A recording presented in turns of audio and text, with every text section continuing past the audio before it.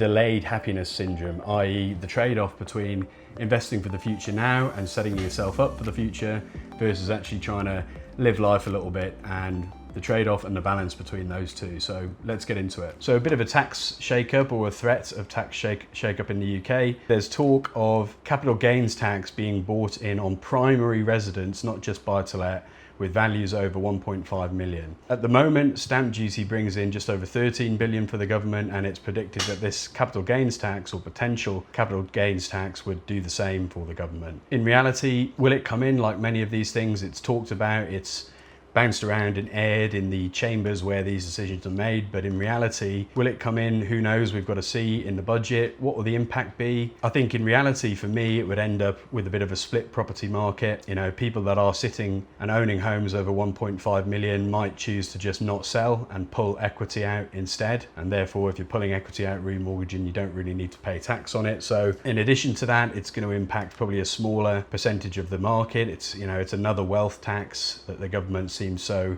insistent on bringing in. I think for us as investors buying properties for income, obviously it's not going to make much difference. So we'll see what happens with that one. Number two, we saw Angela Rayner getting sacked or resigning because of indiscrepancies over her stamp duty land tax bill. Apparently she underpaid £40,000. She then said she received advice on it. The lawyer said she actually didn't consult us. And, you know, the irony is she's the housing minister and she's underpaying on stamp duty land tax, which is really quite galling for normal people like ourselves who are paying our taxes and doing things correctly, for her to not do that. But I guess it highlights the importance of paying attention to your tax and working with a good tax partner. If it can happen to her, it can happen to us. Mortgage rates, as you've seen, mortgage rates continue to fall. The average 5-year fix is now under 5% at 4.9% for the first time since 2022. So since Liz Truss did all that damage back then, 3 years ago, pretty much to the day, coming up to October, first time in 3 years that rates have been under 5%. And what does that mean? It's positive, and it creates positive sentiment in the market because, as some of us know, some of us may not know, higher interest rates mean your mortgage repayments are much higher, which means your affordability on a property is lower. If rates are low, you can afford to go to a £500,000 property because you're paying less per month. As rates rise, that pulls back to say £300,000 because the repayments are on a par. So that's positive, and I think will create good positive sentiment and buying sentiment. If we look at some other markets in the world, I've been following Australia recently. I find it's quite interesting. It's been going through a period of sort of very slow, not stagnant, but sideways growth, say for Australia anyway. Certainly over the past 30 years, prices have been booming. So what's happening there now? It looks like we might be on the cusp of a property market boom, if you want to use that word, or a big growth phase. Why? There's a couple of factors. There's been a lot of pent-up demand because, again, like in the UK, interest rates reached a peak at 4.35%. They're now down at 3.6%. So more people can afford to buy bigger properties. So that's tempting people back into the market, which is reflected in the sales figures for August year on year. They're up 2%. So total sales for the month are 47,000 for August, and that is showing that people are coming back into the market and positivity is growing. And in addition to that, the new first-time buyer allowance, if you want to call it that, in Australia means that first-time buyers can buy with a 5% deposit and no LMI, which is lender's mortgage insurance, which is usually $20,000, $30,000 if you're buying with a below 10% deposit. So that is going to open up a whole load of property to first-time buyers. With the interest rates coming down, you've got a heap more demand and people coming into the market. And off the back of that, Westpac and Coality have suggested in Sydney, 5% growth in prices this year and 8% next year. So a potential gain on the average house price of $150,000. So why is that relevant? Those telltale signs and things that drive the market are things that drive markets everywhere. And as I've said in previous podcasts, you can get your wisdom from anywhere, you know, so having a better understanding of global markets will help you understand the market you're trying to get into. And a little bit of a thought piece for today then is a story or something I heard about recently, which is deferred happiness syndrome. And what is deferred happiness syndrome? It's the quote is, it's the common feeling that your life has not yet begun, that your present reality is a prelude to some idyllic future. And that idyllic future is one that fades as you approach, like a mirage, revealing that the future you actually rushed to was just your death.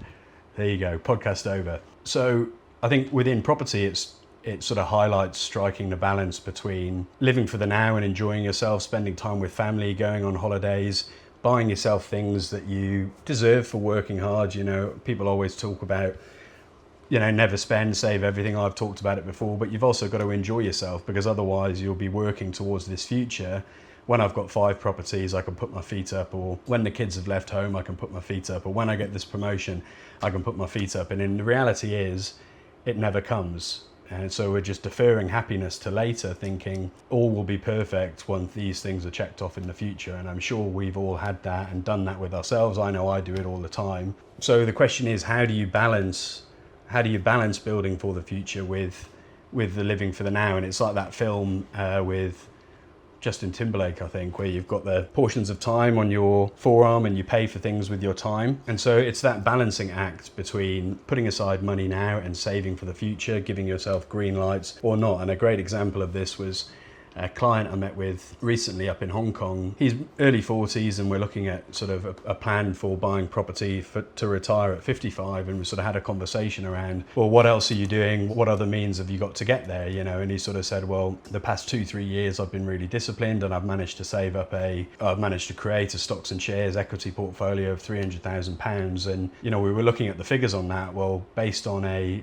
9% growth, which is the average for the S&P 500, what would that 300,000 look like in 12 years time? And it was, I think, 847,000. You know, and if you're using the 4% rule, you can take 4% out of a portfolio and it will continue to grow slowly. Then that was giving an income of about £33,000 per annum, which is about the UK average salary. And then you start adding in some properties and it becomes a very good income to live off come retirement. So where do you draw the line, and how do you ensure you're living now but also living for the future, or that ideal future self, and not deferring your happiness? I think a good rule, especially when it comes to property or investing or anything where you're putting away for the future, is the pay yourself first rule. So as opposed to spending everything you need to spend, paying bills, having fun, enjoying yourself, and then whatever's left, saving that, is flipping it and paying yourself first. Say, okay, each month I'm going to put this much aside for a property to put towards my portfolio, or to split across the two, whatever it may be. Then my bills, and then what's left I'm going to enjoy and have some fun with. Because ultimately, Parkinson's law is that you always work to your deadlines. You know, how many times have you had a task to complete and you've known you've got 2 weeks to do it, but in the end you do it in the last 2 days because you left it too late, but you work to your deadlines. It's the same with saving. If you set out the parameters early, you pay yourself first and you say, okay, right, I've got this much to spend on myself, you'll work towards that deadline. So it's that discipline that will help you balance the two. And it's a difficult thing to manage, appreciate that, because if you are fully living in the present, you'll never, you know, I often hear the quote, live like, I think it was Steve Jobs, how would you live your day if it was your last day on earth? I think that's quite flawed, that view, because if it was my last day on earth, I'd probably get my friends and loved ones and I'd go to the pub, or I'd call everyone I know and I wouldn't do any work because it was my last day on earth and it doesn't matter. I'd try and spend all my money, put it all on black. Whereas if you're only ever thinking about the future, you're never enjoying the now. So it's a balancing act anyway. And this sort of changing goals and the way we view things was hit home to me when I was doing a podcast with a property developer we work with recently, and his property journey is very interesting. He started at the age of 18 with property, and this would have been in the 80s, so it was a great time to be buying property.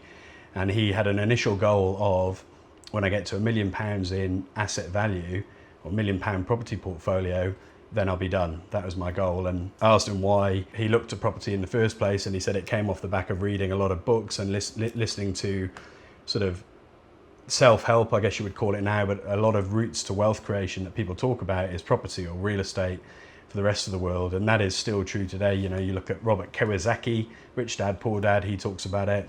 The Millionaire Fast Lane, he talks about the sidewalk, the slow lane and the fast lane. And one of the ways you can get into the fast lane is buying income producing assets, or owning a business is the other way. Property is an income producing asset. And so he had this goal of £1 million in property, and then he got there, and then his goals changed. And what are his goals now? 30 years later, he's delivering on 4,000 units, 4,000 homes per annum, and he's developed over almost £500 million worth of property. So what changed? You know, if he was living in the present, then he would have been happy with his £1 million. But I guess that's human nature, is that we change and our goals grow alongside us. And I think one of the key things with it is that, yes, you've got to try and enjoy yourself now. Yes, you've got to build for the future, but where you don't want to be caught is in that position where you are paralysis via analysis. You know, there's too many options and too many things to consider, which with property, there are a lot of things. And if you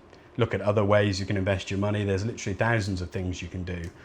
Stocks and shares, bonds, commodities, gold's doing well, crypto now. There's heaps and heaps of different ways you can invest your cash, and it's easy to get sort of like a rabbit in the headlights and get caught out not knowing what to do. And a good story of this is a gentleman we met with in Singapore in 2016, and in 2016 he said it's just been the Brexit vote, property prices are going to crash, I'm not going to buy now. Then 2017 I think it was Donald Trump, the guy's going to ruin the economy. You can argue either way on that, so he didn't buy. 2020 was COVID, prices are going to crash, and indeed CBRE predicted a 30% crash, but what happened is actually the opposite, 20 to 30% increase, especially in 3-4 bedroom houses with a bit of garden space and an office. Then as we came out of COVID, he said it's going to totally distort what's going on with the market anyway, and then we met him again in 2024. He still hadn't bought anything, and I sat down with him and I just showed him what property prices had done over the preceding 8 years, and I think at the time it was about 64%. They've come off a bit since then with property prices stalling, but property prices have gone up 64%. Not only has the price increased, creating equity that he could pull out and buy more with, so he'd be on 2 or 3 now, but it's also 8 years of lost rental income. And if you're saying that's £10,000, just under £1,000 a month, that's £80,000 of lost rental income, or £80,000 not paid off your mortgage. So it's a difficult one and a balancing act to get right between going too hard on building for the future, not doing anything at all, and living like it is the present. And I think the way to combat that is, and it's something we talk about a lot and people are probably sick and tired of hearing, is having a clear strategy and some set goals that you can work towards. Because it's like anything, if you want to run a 5K or you want to run a marathon, you don't go and run a marathon straight away, especially if you've never done one before. You do a 5K, then a 10K, a half marathon, and you build up to it with training. And with a clear 12-week, 24-week plan, you can get there, and you don't go off track because you're guided by what you need to do each day and certain milestones you need to hit. And it's the same with property. If you have a clear plan and a strategy, one that's realistic, where you can save this much per annum and you can buy at a cadence of one every 3 years, that's not going to overstretch you or cause you to not enjoy yourself or cause you to fall off track, then you will stick to it. And so simply a plan and goals will help you do that and help you keep disciplined when it comes to property. One of the keys of investing in any sense is that you can give yourself and your family that life you want, or a better future in the future. And I know we're talked about deferred happiness and moving towards this ideal future. So you've got to have the goal to want to move towards that, but you've also got to enjoy it along the way, because it's no fun if you're not enjoying what you're doing along the way. With property, it really is as simple as just getting started. I was doing an example on the whiteboard the other day showing how you can use one property to basically start a portfolio and build from there. If you look at the average UK house price at the moment, it's about 290,000, maybe a bit less. You have Savills in the UK saying that house prices are going to grow an average of 16% over the next 5 years, but that's dragged down by the southeast. Many parts, Midlands, east, west, northeast, northwest, are going to grow 24 to 31%. So if you take the average house price, you buy that now, and it grows at 25% over 5 years, then you're going to have a 320 something thousand pound property, which gives you 70,000 pounds of equity. And you can pull that equity out and you can use it as a deposit on another property. And then in 5 years' time, you've got 2 properties that have appreciated in value, and you can do the same. So from buying one property and having the discipline to do that, in a 10-year time horizon, you can go to 4, and then that compounds from there. So, and off the back of that, everything becomes easier after you've done it once. You know, the conveyancing process you understand better. Getting an expat mortgage is easier because you've done it before.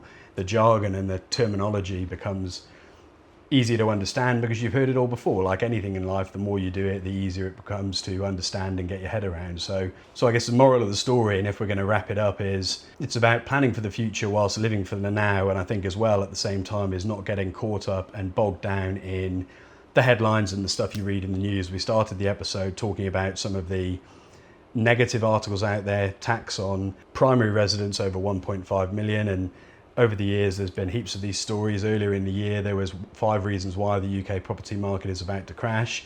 During COVID, prices were due to crash 30%, they didn't, and the article after said COVID couldn't kill property prices but economic slowdown might. Before that you had the Brexit articles saying that house buyers and homeowners lose confidence after Brexit. It's all just noise, you know. So if you stick to the long-term plan with property, prices will continue to do what they've always done, which I think over the past 30 years, depending on where you look at in the UK, they've gone up 300 to 450%. So ignore the noise, plan for the future, pay yourself first, and enjoy the benefits further down the line.